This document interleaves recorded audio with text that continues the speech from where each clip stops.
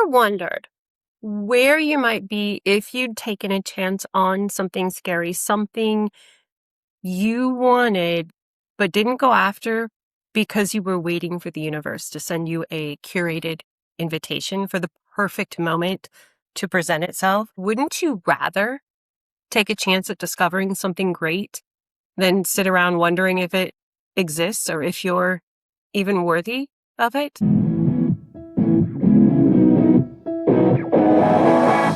Hi, everyone. I'm Shauna Gabriel, and this is the Flavored Word Podcast.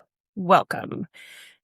There's a myth around the perfect moment. A lot of us, we sit still. We are convinced for some reason or another that a risk-free entry point is being prepared just for us. We sit in this existential waiting room mistaking silence for a red light. Why? Why are we so afraid to push our boundaries? We sit in a pool of contentment, admiring the people who throw caution to the wind, the ones who take the chances that we keep postponing, the ones who move forward regardless of the potential backlash or lack of external validation. Instead, we act like timing is divine. Think about how many times or how often we wait until Monday or the first of the month or January 1st. Those moments are arbitrary. They're just dates, but we treat them like destiny. Today, I didn't feel like recording at all. I've been rethinking the whole why behind this podcast, and even behind my writing, I've been debating with the monsters, those internal voices. What next? The should I keep talking about queen bees? The should I pivot? Should I stop?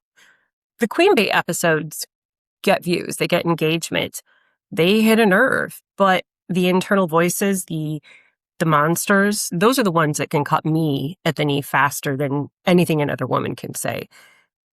For me, it's the internal voices that are louder. I didn't record 4 days ago, or the day after that, or the day after that, and then it just spiraled, and I had no episode, no new chapter, no content, no real plan, waiting for the elusive risk-free moment, waiting until I thought my hair looked perfect. I have naturally curly hair. I live in the South. This is what I got. Whatever it might be for you, for me, it doesn't really matter. I have allergies, and right now putting mascara on just doesn't really feel great. So I kept thinking, wait until your eyes feel better and then you can record because you need to put mascara on. Is that valid? Does that mean I shouldn't record? Depends who you ask, I guess, because there are a lot of those outside external validators who want me to believe that the way I look matters more than the content itself. If I'm being completely honest, I'm not entirely sure how I feel about that because the shorts, the videos, when I'm polished, they tend to perform better. So there's that. But by waiting to record until I think I look the part, it's just a sophisticated form of procrastination dressed up as, oh, I don't know, spiritual alignment. Maybe it's avoidance. It's dodging accountability to myself. But burying yourself under social conformity has a psychological toll, a high interest debt that eventually bankrupts your spirit. And that's a steep price to pay for external validation. People see our accomplishments, but they don't feel the quiet ache of our potential going stale when we wait, which brings me back to Sylvia Plath and her fig tree metaphor, which I've spoken of multiple times from the bell jar. I mention it because for a long time, I felt like I'd been given a seat at the world's largest buffet, but I was still hungry. I was still unable to decide what to put on my plate, still waiting for clarity to arrive, like waiting for a waiter with a menu. But movement matters more than polish. Recording matters more than mascara. We learn faster by doing badly than by waiting beautifully. And if we're honest, I think the biggest barriers aren't external. They're the internal gatekeepers, the ones who whisper that we're not ready, not qualified, not enough, the ones who enforce imposter syndrome like it's their job, the ones who run the BMV of our destiny without even being asked. So we have to stop asking for permission to stand on our own platform. The only thing worse than a messy beginning is a life spent in the waiting room, mistaking silence for a red light. At some point, you jump, you step off your safe little ledge into the unknown, not because you're fearless, but because you're staying numb finally feels more dangerous than moving. And here's the part no one advertises. The moment you stop following the script, you will feel friction. People get uncomfortable when you stop performing the version of yourself they've grown accustomed to.